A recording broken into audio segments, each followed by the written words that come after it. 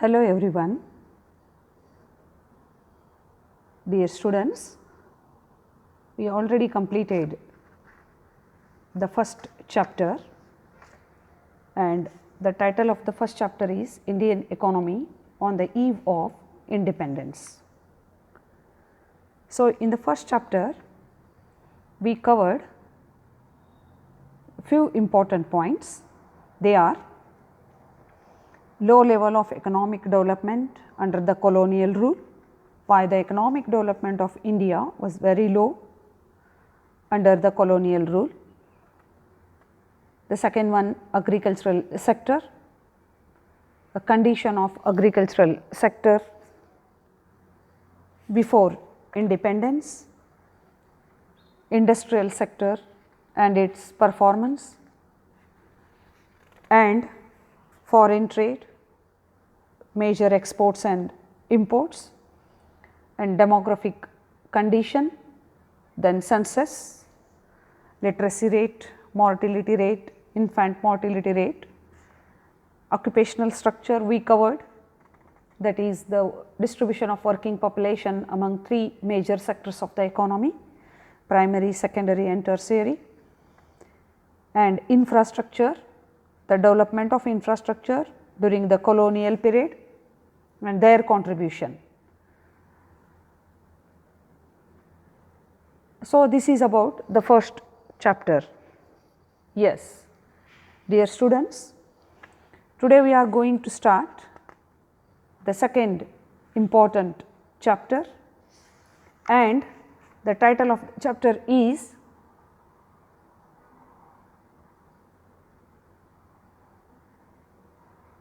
Indian Economy 1950 to 1990. So, what are the basic objectives for the study of this chapter? Yes, one should know to know the goals of India's 5-year plans, to know about the development policies in different sectors, and to know about the merits and demerits of regulated economy. So, 1950 to 1990, crucial period for Indian economy,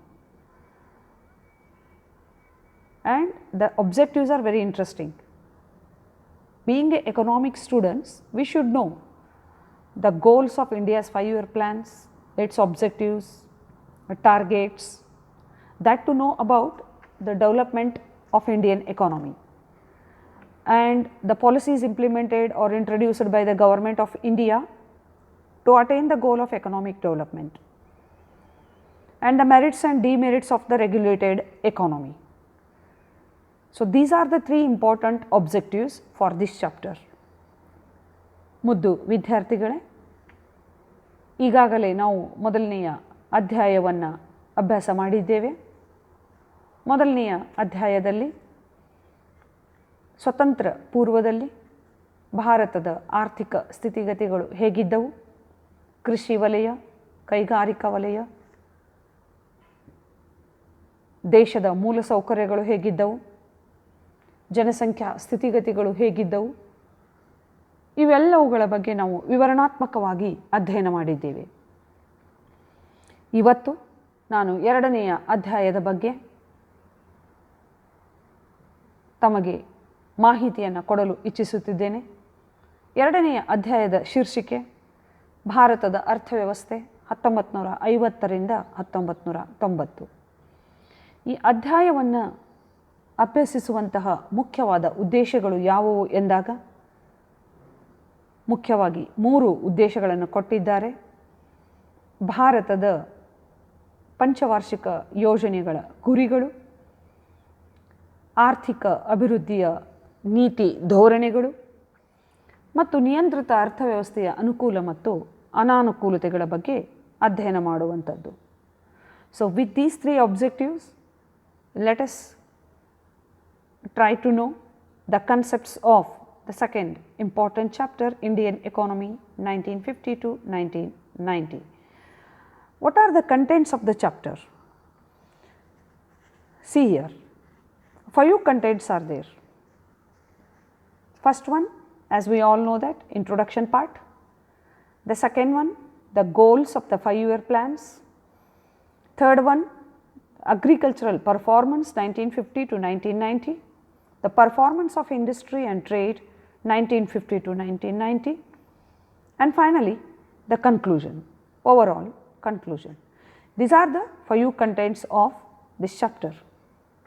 ಅಧ್ಯಾಯದಲ್ಲಿರತಕ್ಕಂತಹ ಮೂಲ ಅಂಶಗಳು, ಒಂದು ಪ್ರಸ್ತಾವನೆ, ಪಂಚವಾರ್ಷಿಕ ಯೋಜನೆಯ ಮುಖ್ಯವಾದಂತಹ ಗುರಿಗಳು, ಕೃಷಿ, ಕೈಗಾರಿಕಾ ಮತ್ತು ವ್ಯಾಪಾರ, ಕೊನೆಯದಾಗಿ ನಾವು ಮಾಡಿದ ಪಾಠದ ಬಗ್ಗೆ ಕೆಲವೊಂದು ವಿಷಯಗಳನ್ನು ಹಂಚಿಕೊಳ್ಳುವುದು. Yes, my dear students, let us start with introduction. Yes, my dear students, so on August 15th, India got independence, as we all know that. India woke to a new dawn of freedom. Finally, we were the masters of our own destiny after 200 years of British rule. So, we were the masters of our own destiny, no doubt. The leaders of independent India had to decide, among other things, not only the political ideas, but other important things related to the social setup, economic setup, and other interesting things. Yes. So, the main, the concept before the leaders, that is nothing but the decision of the choice of economic system. Yes, as we all know that there are different economic systems are working. So, just go through these all things step by step. The question arises, which economic system is most suitable for our nation? It is the big challenge. Yes, before going to study in detail, so just I would like to give you the ideas. As we all know that India is the largest democratic country in the world, and British ruled India near about 200 years. Economic conditions were not good, social conditions were also not good. So, many more challenges are there. So, Nehru and many other leaders and thinkers of the newly independent India sought an alternative to the extreme versions of capitalism and socialism. Yes. And basically, with the socialist outlook, they found the answers in economic system which in their view combined the best features of socialism without its drawbacks, no doubt. India would be a socialist society with a strong public sector, but also with private sector and democracy. The government would plan for the economy with private sector also. So, one is socialistic pattern and another one is capitalistic pattern. So, later on they introduced both the capitalistic ideas and socialistic ideas, and as we all know that today Indian economy is known as mixed economy. Yes, then the question arises, what do you mean by mixed economy? What do you mean by capitalistic economy? What do you mean by socialistic economy? So, these are the 3 types of economies: capitalistic, socialist and mixed economy. 1947ರಲ್ಲಿ August 15ರಂದು ಭಾರತಕ್ಕೆ ಸ್ವತಂತ್ರ ಸಿಕ್ಕಿತು.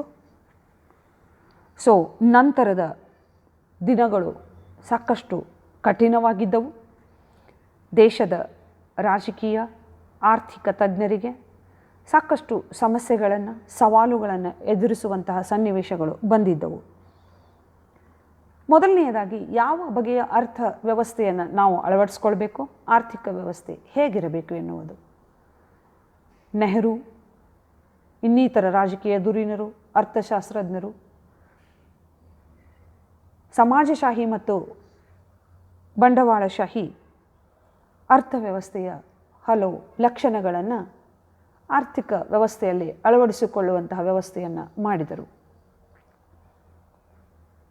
So ಇವತ್ತಿನ ದಿನ ನಮ್ಮ ದೇಶದ ಅರ್ಥ ವ್ಯವಸ್ಥೆ ಮಿಶ್ರ ಆರ್ಥಿಕ ವ್ಯವಸ್ಥೆಯಾಗಿ ಹೊರಹೊಮ್ಮಿದೆ. ನಮಗೆಲ್ಲ ಗೊತ್ತಿರುವ ಹಾಗೆ ನಮ್ಮ ದೇಶ ಅತಿ ದೊಡ್ಡ ಪ್ರಜಾಪ್ರಭುತ್ವ ದೇಶ.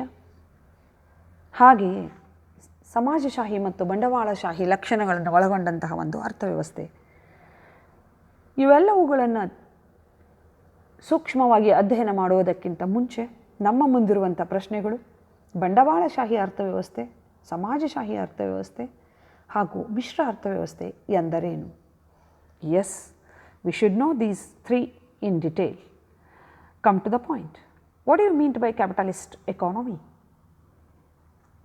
In a capitalist economy, economic activities are carried on the basis of market forces. So it is also known as market economy. Prices serve as indicators to producers and consumers. Yes, my dear students, what do you mean by capitalist economy? Capitalist economy is an economy in which all economic activities are carried on the basis of market forces. So the question arises, what are the market forces? Demand and supply. These two are the market forces. And demand and supply, these two depends upon the basic elementary thing, that is the price. So prices serve as the indicators to both producers and consumers. So it is called as market economy. The best example for capitalist economies, USA, Japan, Australia. ಬಂಡವಾಳಶಾಹಿ ಅರ್ಥವ್ಯವಸ್ಥೆ ಎಂದರೇನು? ಇದಕ್ಕೆ ಮಾರುಕಟ್ಟೆ ಅರ್ಥವ್ಯವಸ್ಥೆ ಅಂತ ಹೇಳುತ್ತಾರೆ. ಇಲ್ಲಿ ಆರ್ಥಿಕ ಚಟುವಟಿಕೆಗಳೆಲ್ಲವೂ ಕೂಡ ಮಾರುಕಟ್ಟೆಯ ಮುಖ್ಯ ಅಂಶಗಳಾದ ಬೇಡಿಕೆ ಮತ್ತು ಪೂರೈಕೆಯನ್ನು ಅವಲಂಬಿಸಿರುತ್ತದೆ. ಈ ಬೇಡಿಕೆ ಮತ್ತು ಪೂರೈಕೆಯು ಬೆಲೆಯನ್ನು ಅವಲಂಬಿಸಿರುತ್ತದೆ ಅಂತ ನಾವು ಹೇಳ್ಬೋದು. ಉತ್ಪಾದನಾಕಾರರಾಗಲಿ ಅನುಭೋಗಿಯಾಗಲಿ ಬೆಲೆಯನ್ನು ಅವಲಂಬಿಸಿರುತ್ತಾನೆ ಎನ್ನುವುದು ನಮಗೆ ಗೊತ್ತಿದೆ. ಸೊ ಬಂಡವಾಳಶಾಹಿ ಅರ್ಥವ್ಯವಸ್ಥೆಯು ಮಾರುಕಟ್ಟೆಗೆ ಅನುಗುಣವಾಗಿ ಆರ್ಥಿಕ ಚಟುವಟಿಕೆಗಳನ್ನು ನಡೆಸಿಕೊಂಡು ಹೋಗುವಂತಹ ಅರ್ಥವ್ಯವಸ್ಥೆ. ಉದಾಹರಣೆ USA, Japan, Australia. Come to the second one, meaning of socialist economy. What do you mean by socialist economy? In this economy, economic activities are controlled by the central government or any central authority. So this economy is known as centrally planned economy. In this economy, every economic activity that is controlled by the government authority. And socialist economy, the main motto of the socialist economy is a service and not profit. Economic welfare of the people is the main motto. Well-being of the people is the main motto. Goodwill of the people is the main motto of such economy. So everything is planned and controlled. So this is called as centrally planned economy. Examples for socialistic economies are North Korea, Cuba, China and Vietnam. ಸಮಾಜಶಾಹಿ ಆರ್ಥಿಕ ವ್ಯವಸ್ಥೆ, ಇಲ್ಲಿ ಸರ್ಕಾರದ ಮುಖ್ಯವಾದಂತಹ ನಿರ್ಣಯ ಇರುತ್ತದೆ. ಎಲ್ಲ ಆರ್ಥಿಕ ಚಟುವಟಿಕೆಗಳು ಯೋಜನಾಬದ್ಧವಾಗಿ ಸರ್ಕಾರದ ಆದೇಶದಂತೆ ನಡೆಯುತ್ತವೆ. ಆದ್ದರಿಂದ ಇದಕ್ಕೆ ಕೇಂದ್ರೀಕೃತ ಯೋಜನಾ ಅರ್ಥವ್ಯವಸ್ಥೆ ಅಂತಲೂ ಹೇಳಬಹುದು. So North Korea, Cuba, China, ವಿಯೆಟ್ನಾಮದಲ್ಲಿ ಇಂತಹ ವ್ಯವಸ್ಥೆಗಳನ್ನು ನಾವು ನೋಡಬಹುದು. Come to the next one, mixed economy. A mixed economy is one where there is the coexistence of both private sector and public sector enterprises. Both are working side by side. The best example, India. ಖಾಸಗಿ ಮತ್ತು ಸಾರ್ವಜನಿಕ ವಲಯಗಳೆರಡೂ ಕೂಡ ಕಾರ್ಯನಿರ್ವಹಿಸುವಂತಹ ಒಂದು ವ್ಯವಸ್ಥೆ. ಇಲ್ಲಿ ಸಮಾಜಶಾಹಿ ಕೆಲವು ಮುಖ್ಯ ಲಕ್ಷಣಗಳನ್ನು ಕಾಣಬಹುದು, ಬಂಡವಾಳಶಾಹಿಯ ಕೆಲವು ಮುಖ್ಯ ಲಕ್ಷಣಗಳನ್ನು ಕೂಡ ನಾವು ಇಲ್ಲಿ ಕಾಣಬಹುದು. Mixed economy is a golden mixture of socialistic pattern of economy and capitalistic pattern of economy. Private sector and public sector both are working side by side. Yes, my dear students, with this brief information, we will discuss the main contents of the chapter in the next session. ವಿದ್ಯಾರ್ಥಿಗಳೇ, ಮಿಶ್ರ ಆರ್ಥಿಕ ವ್ಯವಸ್ಥೆ ಎಂದರೆ ಸಮಾಜಶಾಹಿ ಮತ್ತು ಬಂಡವಾಳಶಾಹಿ ಆರ್ಥಿಕ ವ್ಯವಸ್ಥೆಯ ಲಕ್ಷಣಗಳನ್ನು ಒಳಗೊಂಡಂತಹ ಒಂದು ಅರ್ಥವ್ಯವಸ್ಥೆ. ಸಾರ್ವಜನಿಕ ವಲಯ ಮತ್ತು ಖಾಸಗಿ ವಲಯ ಎರಡೂ ಕೂಡ ಕಾರ್ಯನಿರ್ವಹಿಸುವಂಥ ಒಂದು ವ್ಯವಸ್ಥೆ. ಉದಾಹರಣೆಗೆ ನಮ್ಮ ದೇಶ. ಮುಂದಿನ ಮುಖ್ಯವಾದ ಅಂಶಗಳನ್ನು ಮುಂದಿನ ವರ್ಗದಲ್ಲಿ ಅಧ್ಯಯನ ಮಾಡೋಣ. My dear students, stay at home, stay safe, stay inspired. See you in the next session. Take care.